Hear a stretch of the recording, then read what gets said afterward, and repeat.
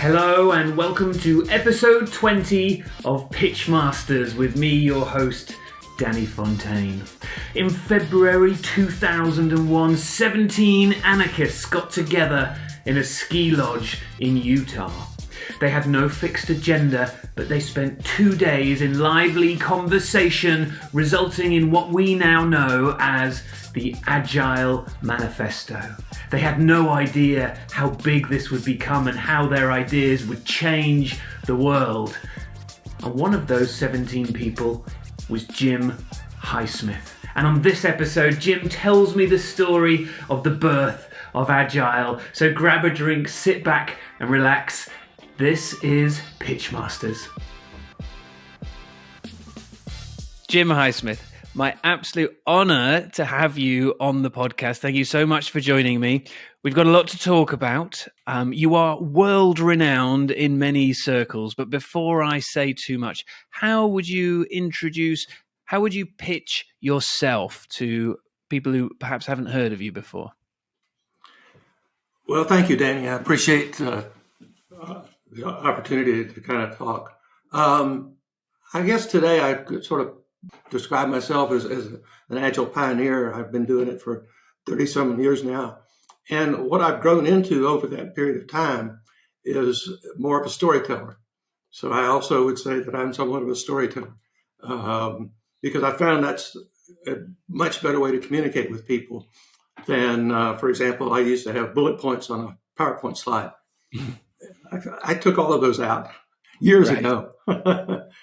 Well, you're a rare breed then, because I still see bullet points on PowerPoint slides every single day. So that's wonderful. So let's get into a bit about this agile pioneer thing that you just mentioned. You have a pretty amazing story, but perhaps before we go there, there's plenty of people who I meet frequently who either don't understand or misunderstand agile.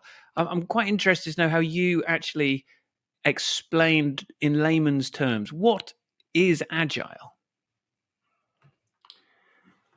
I think at the core, it's the ability to respond to change and to generate change. And I think it's both of those things, because I think if you're very agile, you can actually create change in your marketplace. So it's not only responding to change, but it's also creating change. So, for example, I would look at companies like Apple. They generate change, and they can also respond to marketplace changes. So it's both of those things. It's both a forward-looking generation of change for other people, and it's a response to change. And more than that, it's based on a set of 12 principles. And many people know those principles, and we might talk about some of them in particular. But why I'm so excited to talk to you is that you are one of the people who wrote the Agile Manifesto itself. And what I'd really like to start with is telling me more about that story. How did you even get to that lodge in 2001? What happened before that? Well, I won't go back into the ancient history, but I'll go back to like 1997. And I met Martin Fowler in New Zealand. So we've interacted quite a bit over the years. It seems to be always somewhere outside of the U.S. It's either London or Australia or someplace else.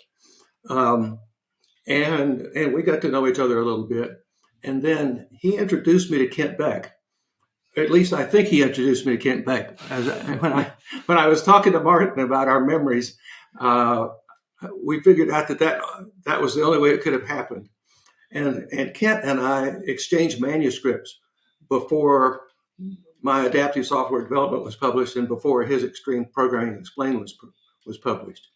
And that ended up with Kent inviting me to participate in an XP planning session in Oregon about a year and a half before the Agile Manifesto. And this was basically a group of XP people who had gotten together, and Kent sort of invited me as an outsider, but another one of the so-called light methodologists. And so that meeting which Bob Martin attended, Uncle Bob.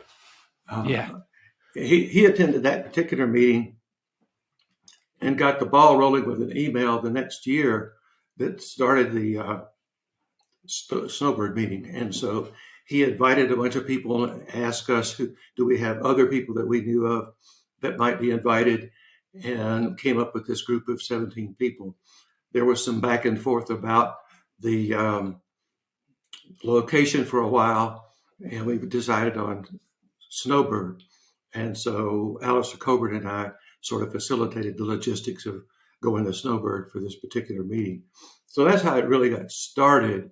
And I think the interesting thing about the meeting is, I mean, I've had a nearly 60-year career. I've been in a lot of meetings. And this was by far the most interesting and effective meeting that I attended in the 60 years. It was just sort of magical what happened, because there was no plan, there was no agenda.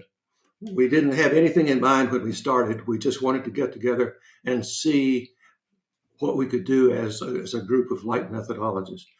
And so what came out of that, we didn't know what would happen.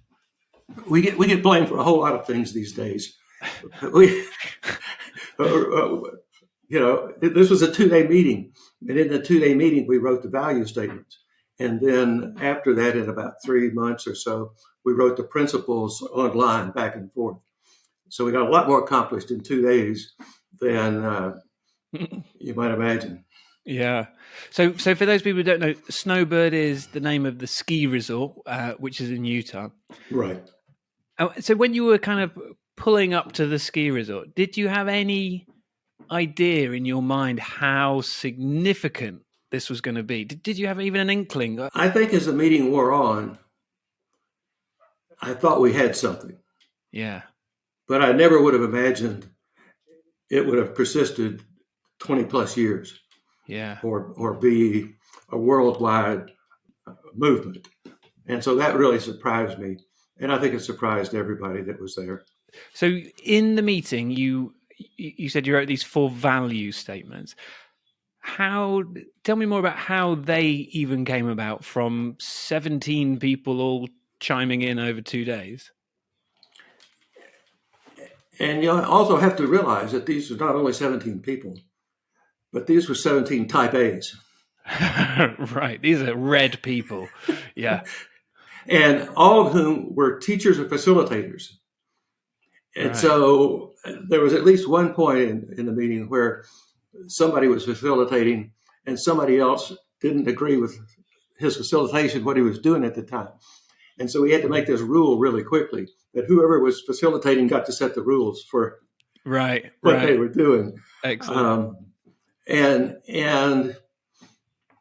the first thing we did was go around the room, and everybody sort of talked about their particular brand of like methodology and what they were doing and how that kind of fit together. And as we went around the room, it was clear that there was a lot of commonality, much more commonality than difference. And that was an important piece. Then we started thinking about, okay, how are we going to document what had happened? And that's when we started coming up with what was important. And I don't know exactly who came up with the format for the value statements, but it was a very important format. And so that was developed kind of the second and third day, was refining that. We knew we wanted to go on to some principles, but we knew we didn't have time to do that. So we just stopped at the value statements at that point in time. And I think that's really the thing that was the most important piece of it. Are there any words in those value statements that you look back on and you think, I said that word or that phrase? No. and that has been a something that the authors have tried hard to do over the years. Yeah. We have not attributed any particular word, phrase, principle to a specific person. It was a collaborative effort. Right. And we've tried to held to that over the years. So even people who think they may have injected a name or a value first doesn't claim it. And just because I'm curious and nosy, was there anyone there who you thought, well, they hardly said anything at all? They shouldn't be credited as one of the 17. Well, that actually brings up a story that Alistair Coburn talked about when I interviewed him for the book. And he and Ron Jeffries were talking one day, and it was one of the guys that had been invited, Steve Miller. And Steve introduced himself as a spy. Right. As a spy for traditional methods. And so they got to talking, the three of them got to talking one day. And Alistair and Ron didn't really understand why Steve had been invited. He wasn't really an Agile methodologist. And so they were talking to him about what his gig was. And so he got talked about diagrams and generating code from diagrams and going through this scenario. And Alistair said he and Ron didn't believe he could do it and didn't really understand the process. And so there was potential for disagreement there. Mm. And then Ron or Alistair mentioned, they asked Steve, they said, the problem with what we see with what you're doing is it will mean we'll have to maintain the code in two different places. We'll have to maintain the code and we'll have to maintain the diagrams. And that has a chance of getting out of sync. And Steve said, no. I mean, to generate the code from the diagrams, and so that's code, the diagram from the source code. And Alistair and Ron said, oh, well, we would agree with that if you only have to maintain it in one place. We don't think you can do it. But the intent is the same as our intent. So through that discussion and collaboration, they arrived at agreement where there had been disagreement in the beginning. And I think the meeting was full of those kinds of sessions where people listened as well as taught, which, like I say, was pretty unusual for that group of people. So a broader question. When we pitch, we often know that we need to listen to the client more, but we often we forget that and we start to talk over the client. And often the client wants to collaborate, but they forget that too and they talk over us. Do you have any advice for how to run the most productive collaborative sessions in general, when there are a lot of strong voices in the room? Well, one of the things that's really important is to have a good facilitator. And I think that's a big piece of it. There was a period of time when I taught more facilitation classes than Agile classes. And so I think giving everybody, ways that get everybody involved in the process. I was facilitating a meeting at a major airline one time. This was years ago. And there were like 18 people in the room. And we came to a decision on some particular thing. And the vote was 17-1. Right. And so I asked the guy who was the one, I said, why did you vote against this decision? And he was one of the quiet people in the audience. He hadn't really said very much. And he explained why he had voted against it. And we rapidly found out he was the only person in the room that really knew what he was talking about. Right. And it reversed the decision. And so those are the kinds of things that a good facilitator can bring to play in that kind of environment. I think the other thing, too, is that the Agile Manifesto meeting was run as an open source or open meeting, which meant we didn't really come in with an agenda. We made the agenda up at the time, and we changed that as we went forward. I think what happens sometimes when you have too much of a fixed agenda is you spend too much time on minor area issues. Yeah. And the really important stuff gets left behind. And for example, the Agile Alliance board still uses that model in board meetings. Right. And so I think part of where we have to go with this Agile stuff is to have some of these practices that are used at management levels as well as project levels. So back to Snowbird before we move into the wider world. Do you have any one memory that really stands out to you from those 2 days?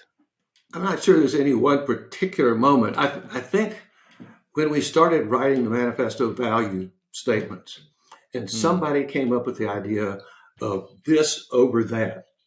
Right. I think that was a really key point. And the word over has been misinterpreted many, many times by a lot of people. Right. It's, individuals and interactions over process and tools has become individuals and interactions instead of processes and tools. Right. And how people have misinterpreted over, I don't really understand, but they have. And quite frankly, some people have encouraged that through somewhat kind of extreme views. So, for example, no documentation. Well, that's not what it says. No. It says documentation is fine as a support for collaboration. Yes. But the one thing that word over does is it gives you a basis on which to make decisions. Right. Whereas if I just say, I'm in favor of this, I'm in favor of this, I'm in favor of this, it doesn't tell you what the contrast is so that I can make a decision about it. And so I've seen some recent methodology experiments or a methodology that people have come up with, and they just list out a bunch of the things they're in favor of. And that's fine, but it doesn't give you a way to make a decision. Correct.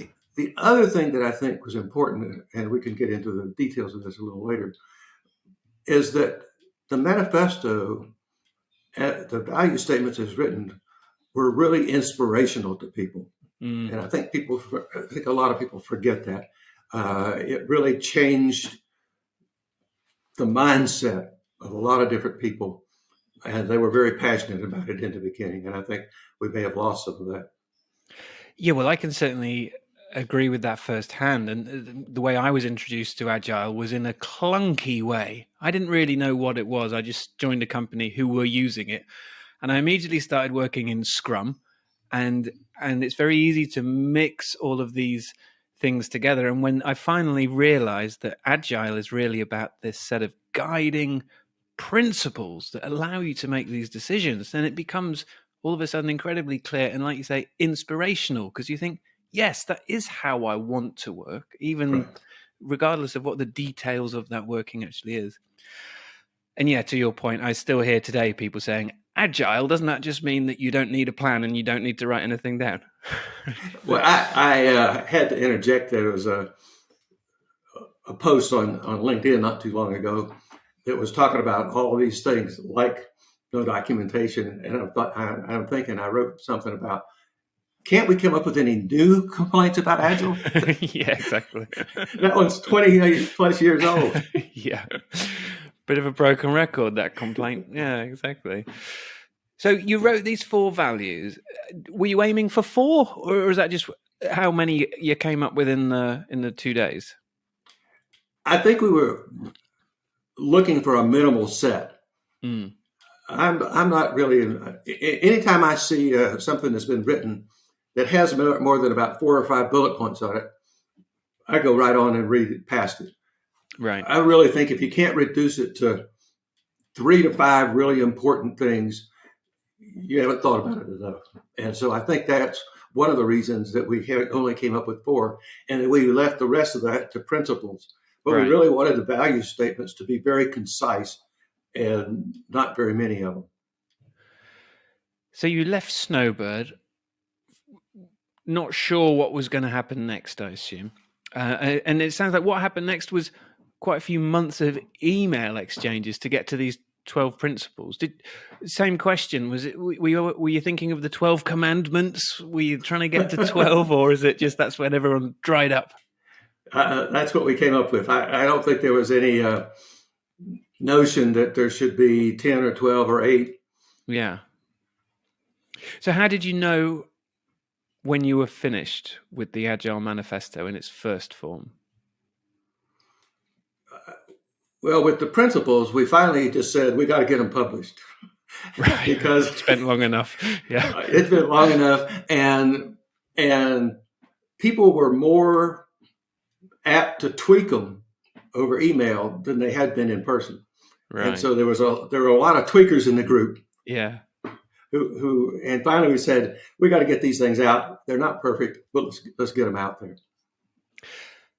And am I right in saying that a few of you started to publish this stuff? It wasn't sort of a single place where you published it. It started to proliferate throughout the world through all of you starting to talk about it. Is that right?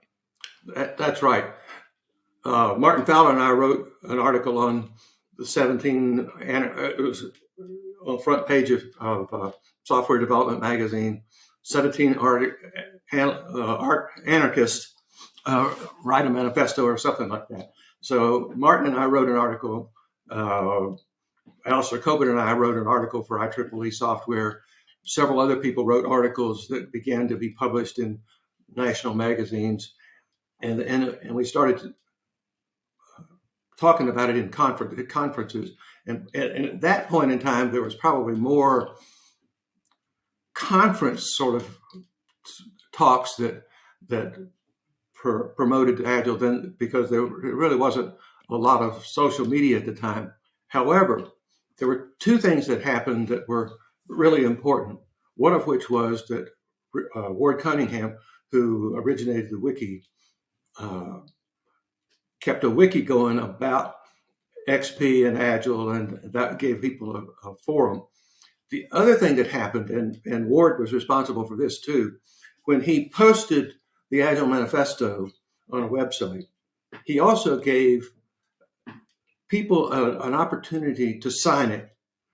And so if you go to that page, it starts in 2001 and goes to 2013 when they had to cut it off because there were too many spam entries going in there. Yeah. But in that period of time, there were about 15,000 people who signed up and said, I support the Agile Manifesto in one way or another. And I think that was an important piece because it gave people a way to say, yes, I believe this too. I think it's a great direction. And we just got hundreds and hundreds of signups kind of every day. And that was, I think, our social media of the day. Right. And did the messaging either get diluted or did it diverge ever because of the amount of you involved all going off to speak about it at conferences without always being in that singular group, if you like? Yeah, I mean, I think the differences, there were definitely differences between the various attendees at the meeting. And so that happened. And I always go back to Jerry Weinberg's statement of raspberry jam. The further you spread it, the thinner it gets. Right. And so the further you spread out any sort of thing that is a kind of a movement, the thinner the real application or knowledge or experience gets. And so you end up with some rather interesting forums that come out of that. And it's a natural evolution. You've read a lot of other people's opinions on Agile on the web, I'm sure. What are some of the craziest things you've heard about Agile that you think, well, that's 100% wrong?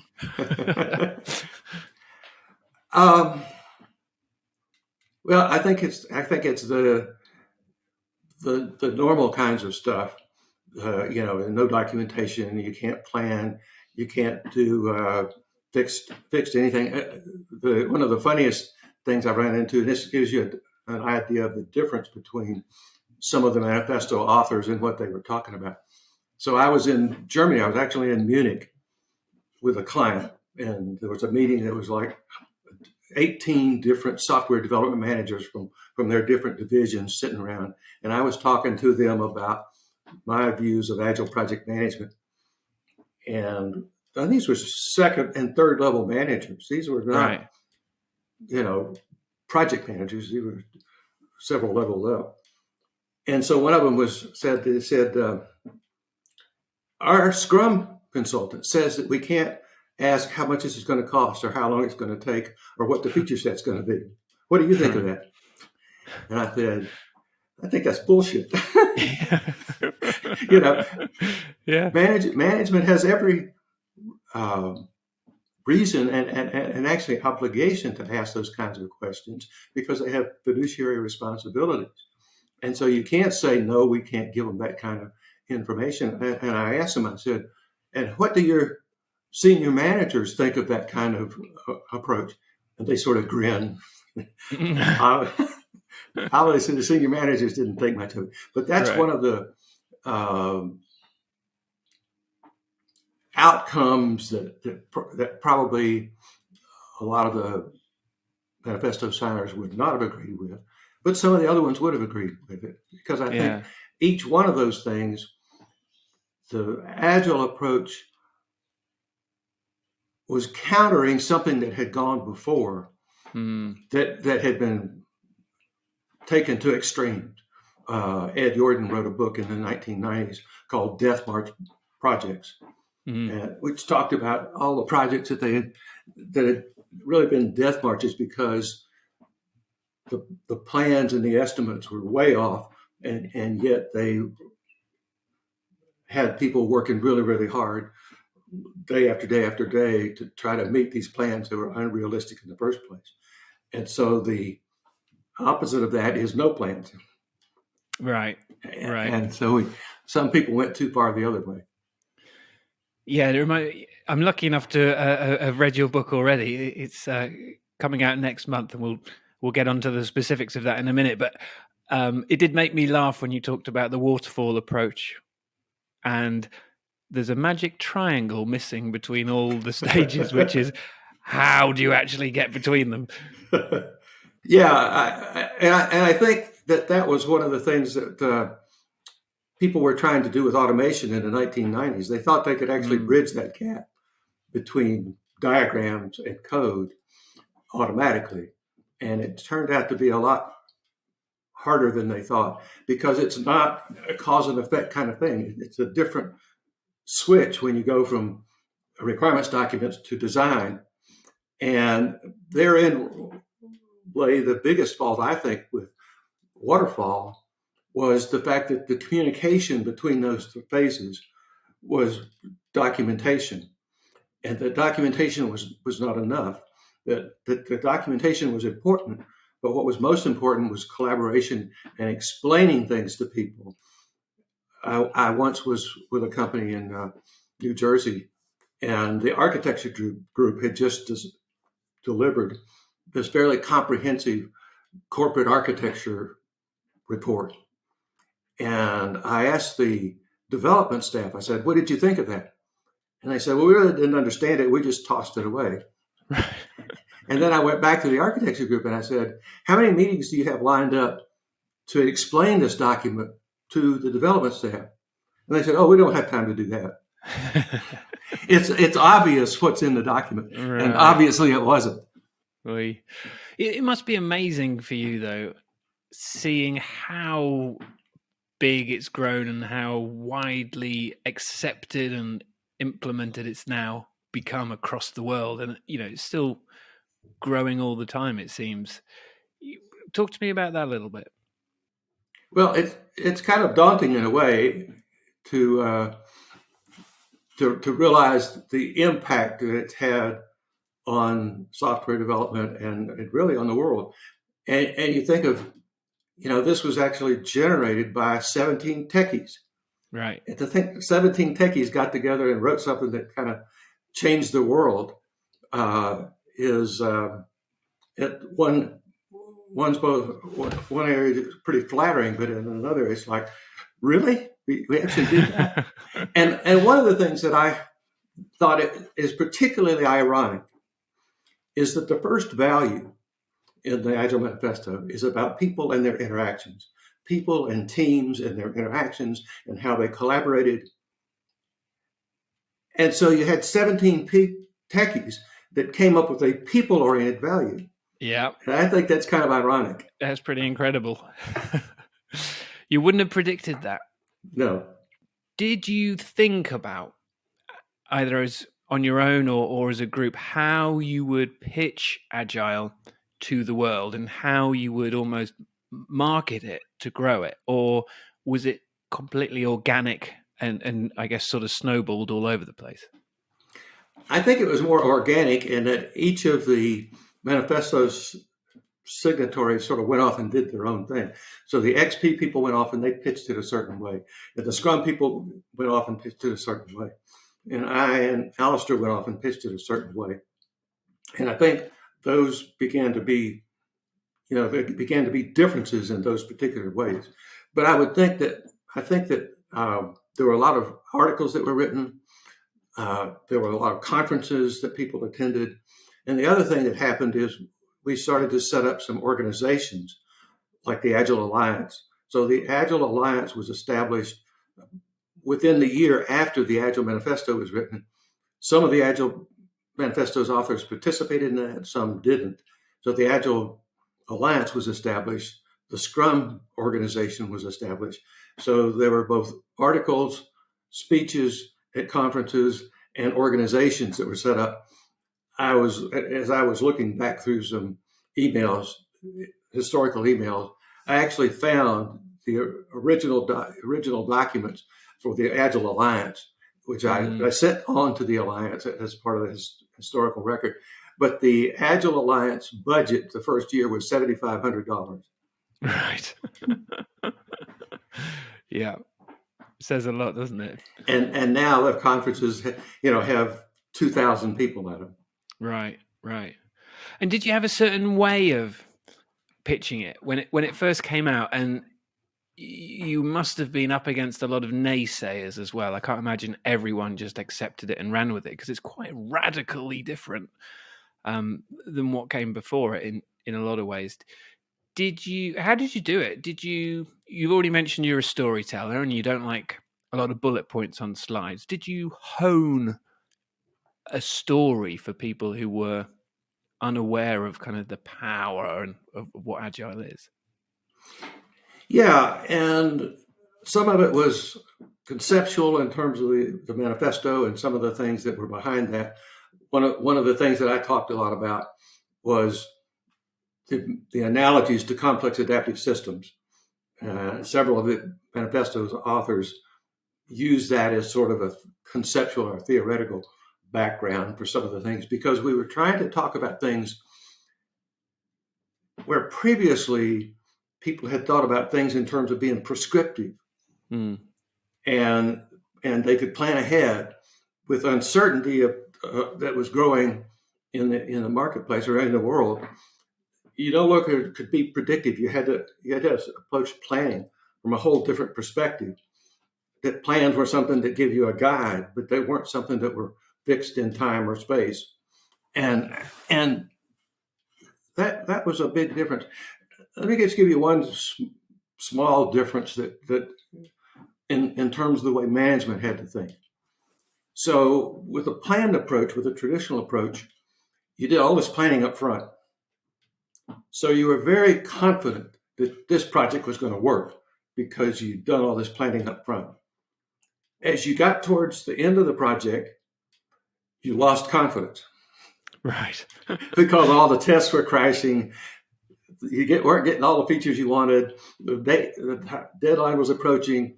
And so your confidence level went from high to low over the life of the project. And Agile switched that completely. Because you do minimal planning in the beginning and realize that the plans are going to evolve over time. But as you get running tested features out of each iteration, you begin to get more confident that the project will work out. So it completely changes management's perception of, and really everybody's perception of projects and how they evolve. And so those were the kinds of things that you had to warn people about. And even though you'd warn them, they oftentimes didn't understand until they'd been through it a time right. or two. And again, in your book, one of the other things I can't help but noticing is the amount of incredible, inspirational people that you've worked with in your career. Not just the 17, but much wider as well. You talk about Jerry Weinberg, you talk about Tom DeMarco and Ken Orr, and how these were all really fantastically motivational often great speakers as well. I'm interested to know what was it about these guys that made them so magical almost? Well, it was different for each one, and this really evolved as I wrote the book. I didn't start off to talk about the pioneers, but as I began to go through my history, I realized the impact that these people had on me, and I realized also that each of these eras were driven by a certain set of people who were sort of stepping out in front uh, and risking a lot to bring new ideas to the fore. And I really appreciated a lot of that and the impact that those people had on my career. If I would say they were articulate, they were thoughtful, they were willing to stand up and say, "This is what I believe." They were humble in a lot of ways, and very, very smart. I mean, Ken Orr, Tom DeMarco, Larry Constantine. I mean, for example, Larry has retired from software development and information technology to some extent. He's written 16 fiction books. Right. And so these people were willing to help as mentors. And I think that's something that we need today too, is not just coaches, but we need mentors. And I've done a little bit of that, and it's been very rewarding. Have you ever tried writing fiction? I sat down a couple of times to think about it, and it wasn't my bag. One of the things I've tried to do with my writing is with each book, I included something new in terms of writing style, because I've always wanted my books to be enjoyable to read as well as informative. And so I've added stories, I've added dialogue, and it's kind of come to fruition in this last book, and that all of that stuff is there. One of the things you've actually mentioned, which I really like, and I think is applicable to anyone writing stories or even structuring a pitch, is that you don't feel the necessity to do it all in sequential order. I think you mentioned, and tell me more about this. You jump in to a bit of a chapter that you think, yes, I know there's something good there, so I'm just going to write it down, and I'll figure out the order of things afterwards. Yeah, I got this from Jerry Weidenberg, and he actually wrote a book on writing, and it's called the Fieldstone Method. And so if you think about a rock wall out in the field, like you see in Europe a lot, you build the rocks, and then you start fitting the rocks together. And I know people that start writing in the beginning, and they go to the end. And in fact, some publishers want to get books that way. They want chapter 1, then they want chapter 2, then they want chapter 3. And I couldn't work like that.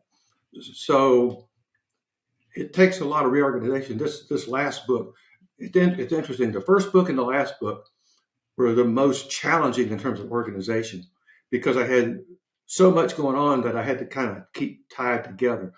It was a real challenge, and I ended up reorganizing a number of different times.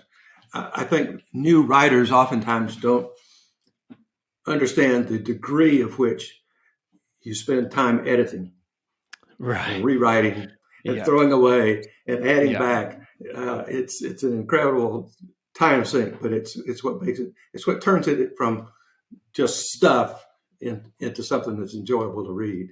Right. And so, yeah, if you look at the evolution of the book, sometimes I'd work on chapter 1 and I'd work on chapter 4. And by doing that, it gives you an idea of where you're going or where you've come from. Right. In the beginning, I even thought about doing it in reverse chronological order, taking the Agile stuff first. And I realized pretty quickly that wasn't going to work very well, as I tried to write things in different chapters. let's talk about the book. So we've been talking sort of around the book. Let's just be clear about this. Tell us about the book itself, and why did you feel now was the time to write it? Well, it's interesting how it got started. It got started as a family memoir for my grandkids. Right. That's because COVID had hit. You were sort of locked in. I had retired, and so I was looking for something to do. And I thought, well, I'll write something that I can pass on to my grandkids. And the more I wrote on it, the more I realized that there was probably something more there than that maybe would be useful to people other than just the grandkids. And so it turned into a book and a manuscript. And one of the things that I found was that going back and looking back through history was really a fun thing to do. What I got the most from, though, was I've talked to people that I hadn't talked to in 10, 20, 30, 40 years. I called people that I hadn't been in contact with, and to a person, they were excited that I called them. Right. And I remember emails saying, "Guess who?" Well, I think that's the best way to write things, really. I mean, you were thinking about your grandkids, and then you made all of these reconnections. It must have been a very, uplifting personal experience. I'm guessing you weren't thinking, "What's my next money-making scheme here?" It's just pouring your passion into it because of that, right? Yeah, I think so. I think because of that, and because I've sort of built my career around certain purposes as opposed to plans, that to further the industry of software development, to further the technology of software development, and to find ways of building software better, actually building better software better. And so I kind of molded my life around that, and around writing and storytelling and a couple of other things. And I really, as I started writing the last chapter, I thought, well, maybe in a book like this, I wrote about history. Maybe I ought to predict the future. Right. And then I said, no, in our uncertain environment, trying to predict the future is futile. And so what I came up with is that history it's not the job of history to predict the future, but to prepare us for it. And so one of the things that I hope this book does is it helps people prepare for what comes next, whatever that happens to be. And if they're more agile, more adaptive, more flexible, I think that's going to be an important part of preparing for the future. And I wanted them to see kind of where it had come from, and that software development was impacted by the technology of the time and by the business environment of the time.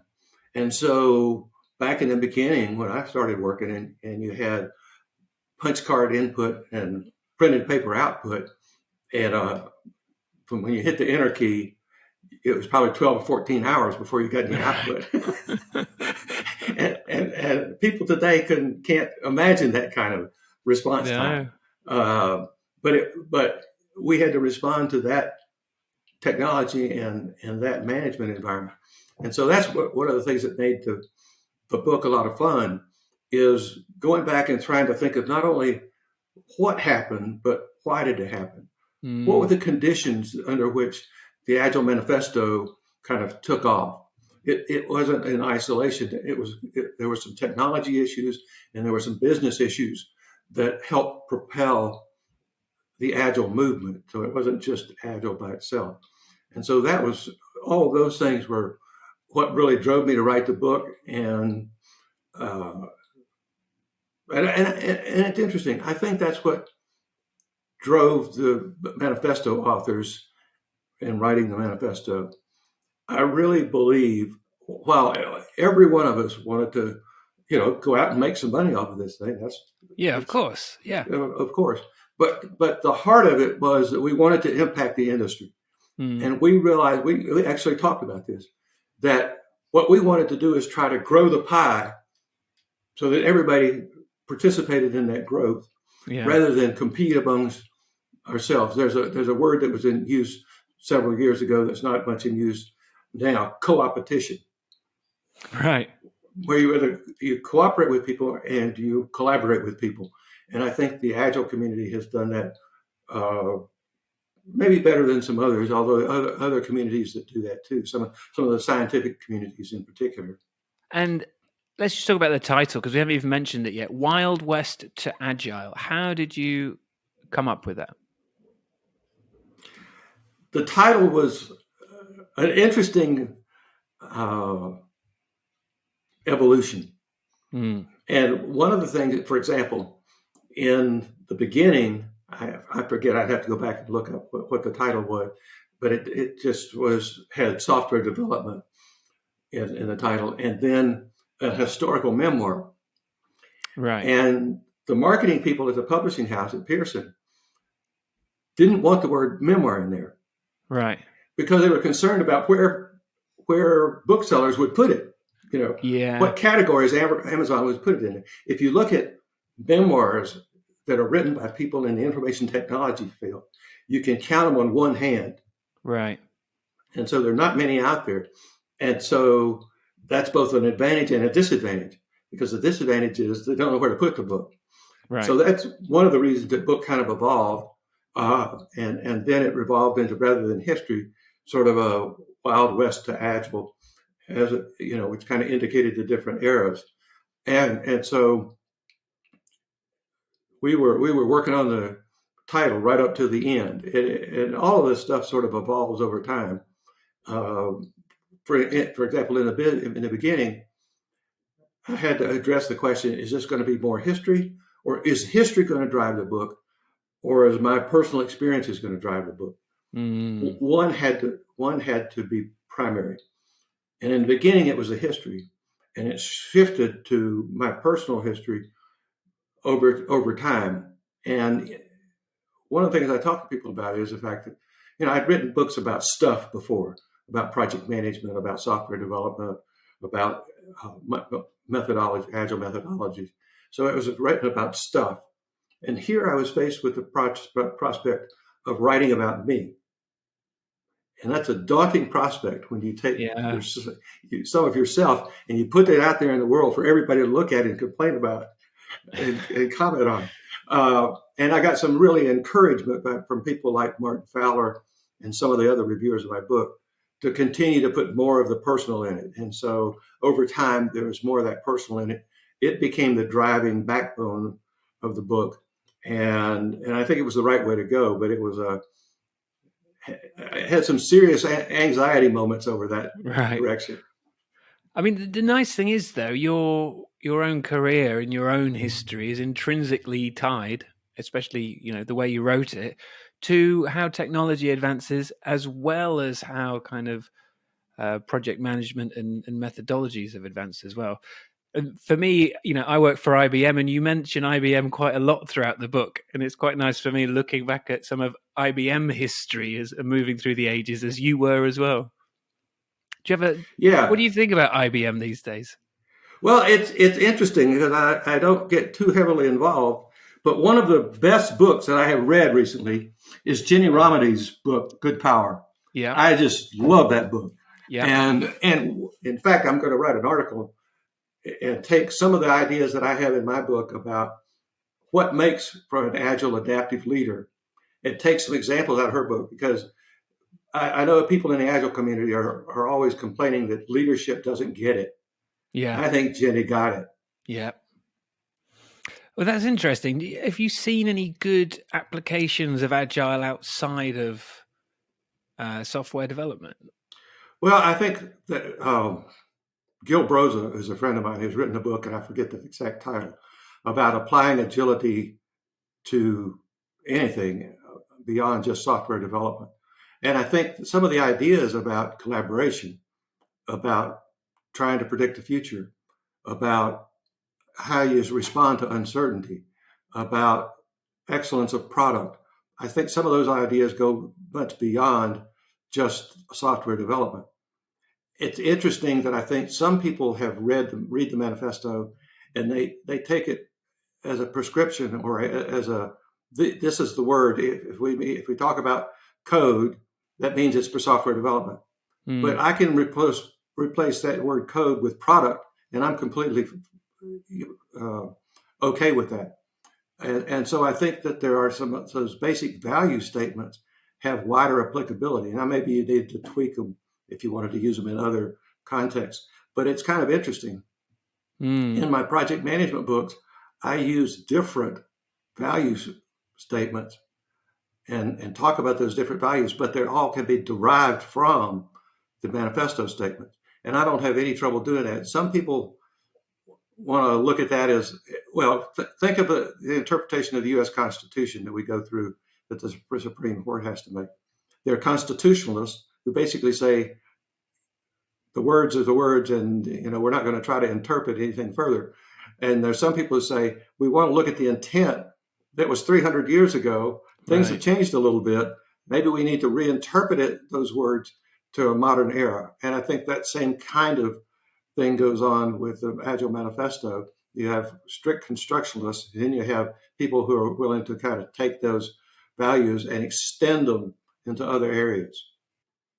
And I think to answer the question another way, that as we have moved from project to projects to product to bigger organizations in IT to digital transformation, the word of agility or adaptability is prevalent in the wider organization. And so you have things like the Business Agility Institute that have started up over the last few years that are trying to take this word back into the management ranks.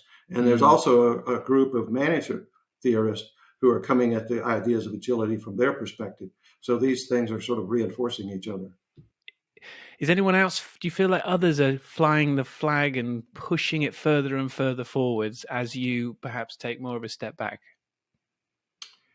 Yeah, I mean, as I look at what's been published and I look at people on Twitter and LinkedIn and some other social media and what's being said, there are some voices out there that I think are taking it to new levels.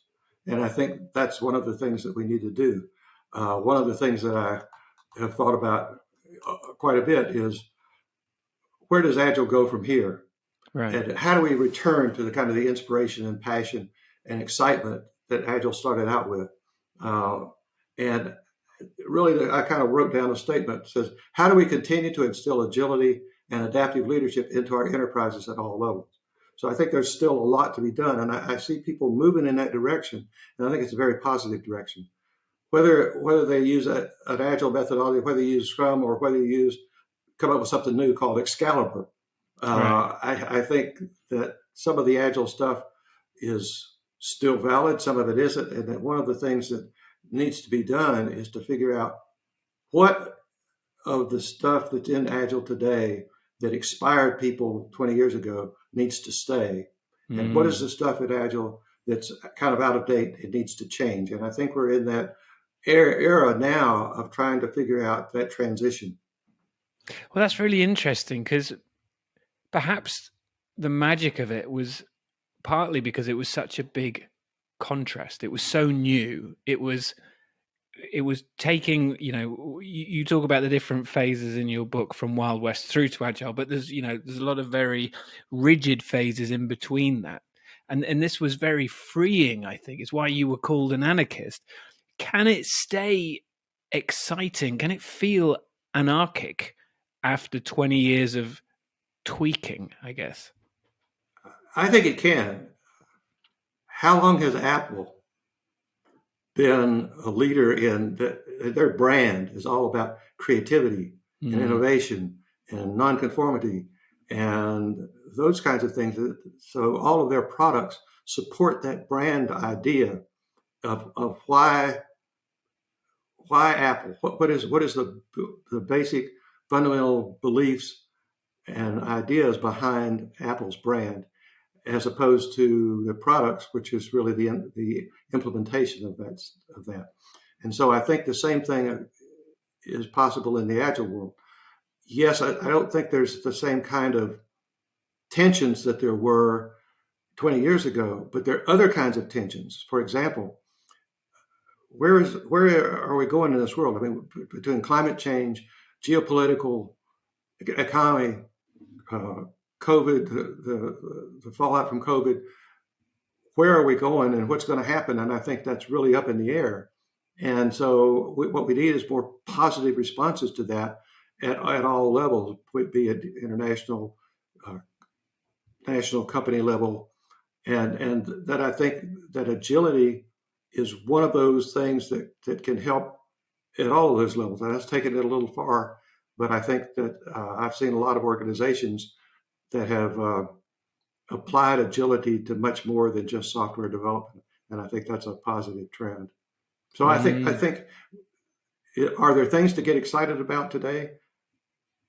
Yes, there's things to get really excited about and to try to move to help solve some of these issues. Now, one of the things we talked about earlier was how it was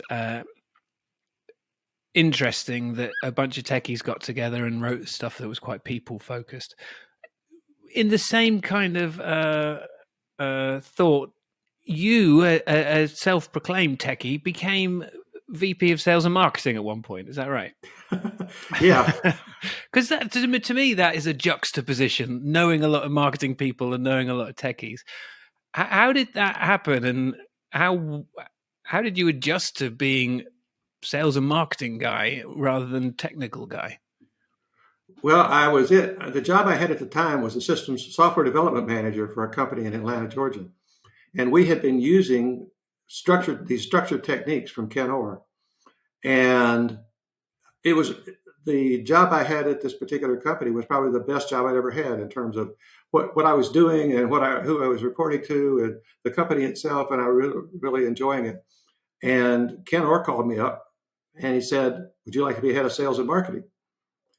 Now, this is for a startup. It's for a methodology company. So it was, a lot of training and writing methodology stuff. And so I had a really hard decision to make. But I finally came down to the point where I said, do I want to look back sometime in the future and regret that I didn't take this chance? And so I commuted from Atlanta to Topeka, Kansas for 2.5 years. And how long was that door to door? 5 or 6 hours. Nice. By the time I flew from Atlanta to Kansas City and then drove a car an hour and a half to Topeka. Right. And oftentimes on Monday morning, I beat my staff to work. Wow. That's commitment. That's commitment. But so I was learning, I had an MBA or a master's in management. So I had a little bit of marketing training, right, but no practical. So I started in the ground zero, but it was a very technical product and I really knew the product. And so I remember talking to one of my competitors in that field a couple of years later, and they were saying I worried them because I was so technically knowledgeable, even though I didn't have the marketing and sales skill.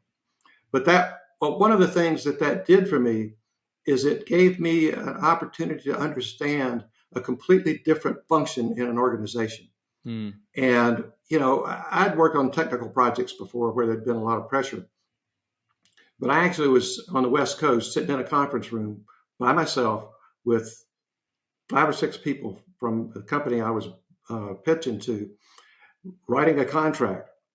And this was for training and methodology books and some other stuff. And it was a really sizable contract. And I knew that if I didn't get that contract signed, we were going to miss payroll a month or so in the future. And so that was a pressure that I'd never had before. And so it raised my respect for marketing and salespeople considerably.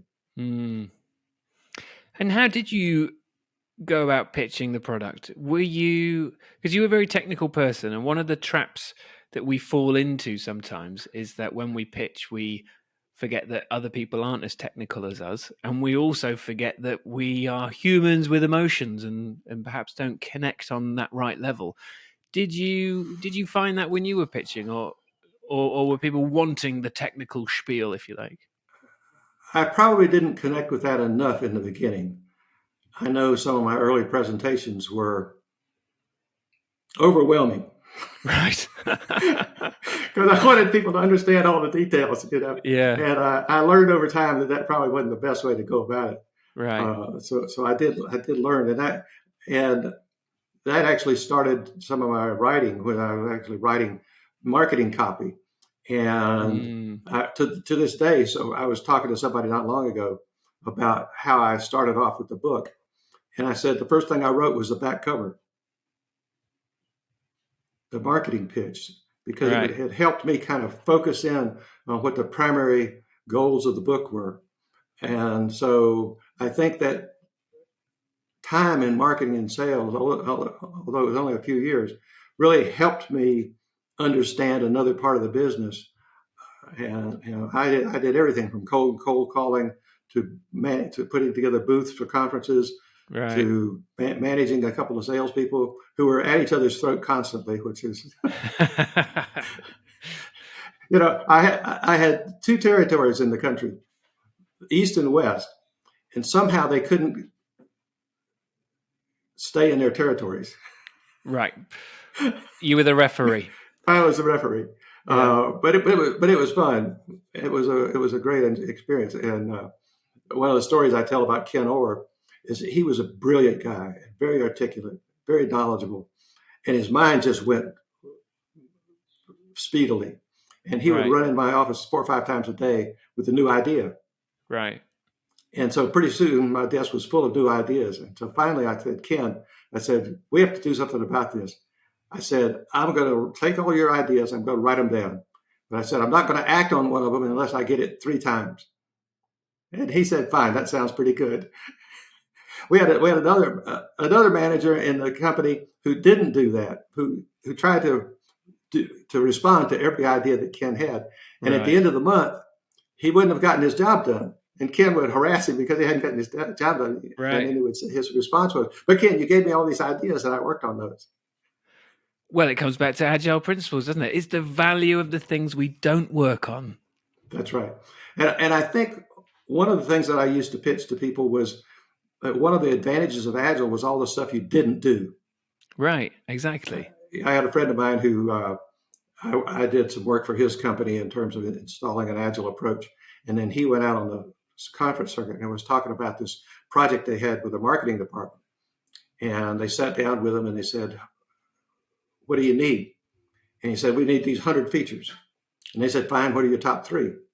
They said, no, we need all 100. And they said, that's fine. We'll give you all 100. Just what are your top 3? And we'll work on those first. And then they went back to them the next time and they said, well, we need all 97 that are left. And they went through this thing several times and they got to about 20 features that had been installed. And they went back and said, okay, what's the next 3? And the marketing guy said, well, he said, we're doing pretty well with what we've got already. And those other things are sort of nice to have, but we'd like to kind of sit on it for a while and make sure that they're ones that we really need before we go ahead with this project. And this guy said, if they had done a traditional way of doing projects, they would have done the requirements definition document for all 100 of them. Yeah. And then implemented all 100. And 80% of what they'd done was low value. So I think that's one of the things that is really important in an agile environment. I did a graph for people and I said, would you rather have 100% of the value for 100% of the cost or 90% of the value for 70% of the cost? And you can make those kind of trade-offs in an agile environment because you're basically implementing at the end of every iteration or close to iteration to implementing. And you can't do that with a waterfall project. So there are a lot of things that you don't do or that it's an advantage in agile. Another one of the things that I find, it's another kind of cult topic, I suppose, which you talk about in your book. And I still have questions after reading your book on this topic, because it was only mentioned as a sideline. But Y2K was a huge thing. And I remember, I was quite young at the time, but I remember thinking, right, as the clock strikes midnight, is everything in the world going to break? How involved were you in some of that stuff? And I seem to remember you were, the origins of it were what you were somewhat involved in as well. Is that correct? Yeah, I think people don't understand why that happened. But back in the day, processing speed or processing cycles and memory were very, very expensive. I mean, the difference between then and now is just astronomical. And so we saved every bit or byte we could. So in 1965 or 1970, you weren't worried about year 2000. Right. And so you used the 2-digit date field.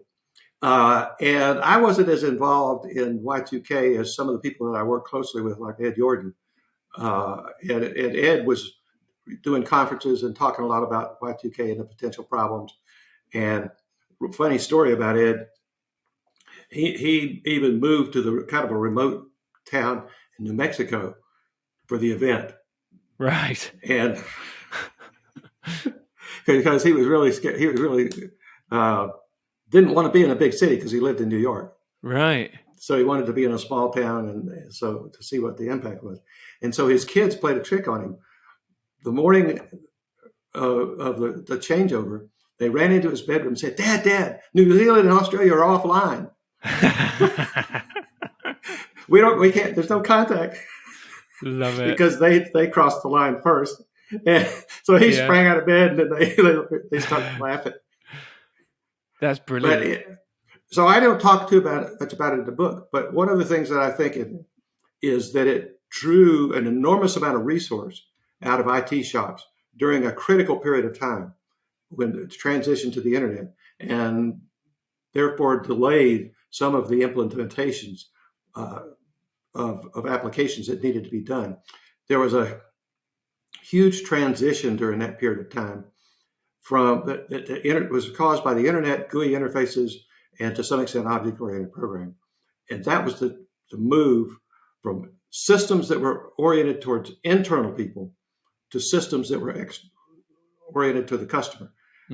For example, before about 1993 or 4 or 5, when I wanted to buy stock, I'd get my newspaper, at Wall Street Journal or whatever, and I would figure out what stock I wanted to buy. And I'd call my broker on the telephone and place the order. He would enter the order into his terminal, get back a response sometime later, call me back and say, we've executed the trade. And then I would put a piece of paper in a snail mail. And in the mid-90s, you started having online stockbrokers where you could actually log on and buy stock directly without involving the stockbroker. And that's the kind of thing that people didn't have any experience with. And so one of the problems with Y2K was that all of the knowledge that they needed for that was basically COBOL, JCL, IMS, DB2, and it was a completely different set of skills that were needed to get through the internet era. So not only did they not have the resources, they didn't have the right resources. And I think that was a big issue that would kind of underlied a lot of stuff in the Agile community. And so what happened is you had companies that grew up where they had a internet or online group and a legacy group, and they threw spitballs at each other. The Agile group would say, these are a bunch of dinosaurs. And the dinosaurs would say, yeah, but you guys are just doing the simple systems. You're not really software developers. And that persisted for quite a while. And outside of some of the kind of inspirational people that we've already mentioned, who were your kind of inspirations and heroes in the wider world when you were younger? Who helped you to become the person that you are? Well, I think to some extent my mother, for a lot of different reasons, but in particular, her father was an author during the 1920s and to the 1940s. He wrote 25 some books and thousands of articles in magazines at the time. And so that was kind of an inspiration for me in terms of the writing. In fact, it was interesting. I wrote an essay for a class when I was a senior in high school. And that essay took third place in the state and got me like a $500 scholarship. In class, I flunked the article. I flunked the assignment because I had too many misspelled words. Right. So that was my entree as a writer. So I think that was it. I think my dad was an engineer, and so I kind of took naturally to the engineering. But I actually had a guy on my paper route that was a real mentor. He was a amateur radio operator, and I got to know him pretty well. And he would take me back into his radio room and we would talk about amateur radio. I became an amateur radio operator, and I think that's what encouraged me to get into electrical engineering, which I took as an undergraduate degree. So I think those are a couple of people. So how was your mum an inspiration? Well, because she was a writer too, although she didn't get published because she was trying to raise a family. So she wrote some wonderful children's stories that I remember the title of, but we can't find them. The family has looked for them for years.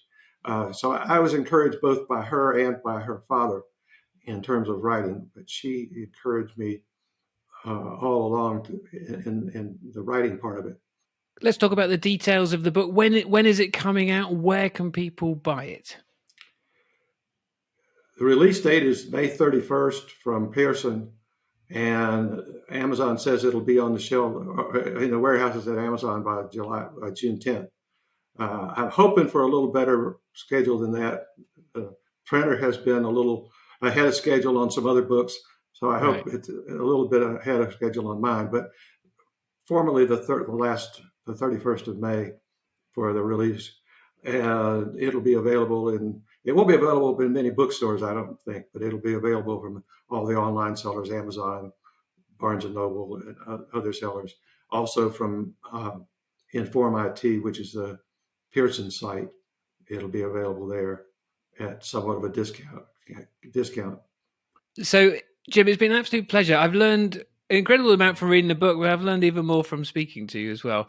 Now, I always ask my guests this final question. Do you have any, all of your experience, a lot of young people listening to this podcast, do you have any final words of wisdom for them? What I would say, as I mentioned this a little bit earlier, is as I look back on my career, I realized that I didn't have a plan. And if I had had a plan, it would have gone awry fairly quickly because things happened that it just sort of miraculously happened, and I couldn't have planned it. So, for example, my work with Cutter Consortium arose because I happened to sit down beside the marketing person at a dinner, and we were conversing. And so it's just kind of serendipity. So I didn't have a plan, but I had a purpose that kind of evolved over time. And I couldn't have articulated it 30 years ago, but I started to articulate it, particularly as we wrote the manifesto. It in part is articulated what my purpose was, why I was trying to do things. And I think for a lot of people just starting out, that it's more important to have what are the things that are important to you? Where would you really like to take your life? What are the purpose behind what you're trying to do? Why is software development or whatever you're doing important to you? And to think about it in those terms rather than I plan to do this job and then that job and then the next job. So that would be the takeaway that I would hope the younger people would take away from it. That's brilliant. Very wise words indeed. Jim, it's been my pleasure, and I really wish you the very best for the book release and all of these unknown future adventures that might come your way. Thanks a lot, Danny. It's been great fun. This has been another episode of Pitch Masters. Go to pitchguy.co.uk for updates and information, or search for Pitch Guy on social media for regular videos on sales, psychology, storytelling, creativity, and much more.